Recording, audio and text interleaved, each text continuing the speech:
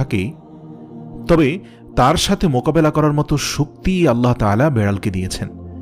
বেড়ালটি জিনের সাথে থাকা নেগেটিভ এনার্জিগুলোকেও শোষণ করে ফেলতে পারে।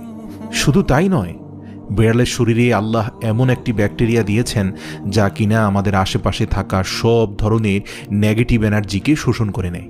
এছাড়াও বিজ্ঞানীরা বলছেন, আমরা যখন রাতে ঘুমাতে যাই তখন ঘরে পুষে রাখা বেড়াল সারা রাত ধরে আমাদের শরীর থেকে নেগেটিভ এনার্জি শোষণ করতে থাকে।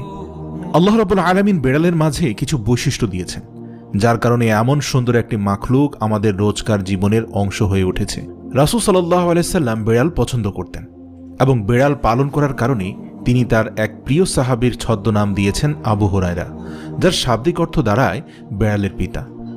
কেন একজন মুসলিমের বেড়াল পালন করা উচিত? গবেষণা করে জানতে পারা যায়, আজ থেকে ৮,০০০ বছর পূর্বে জঙ্গলের বেড়ালরা খাবারের খোঁজে জনবসতিতে আসতে শুরু করে। সে সময়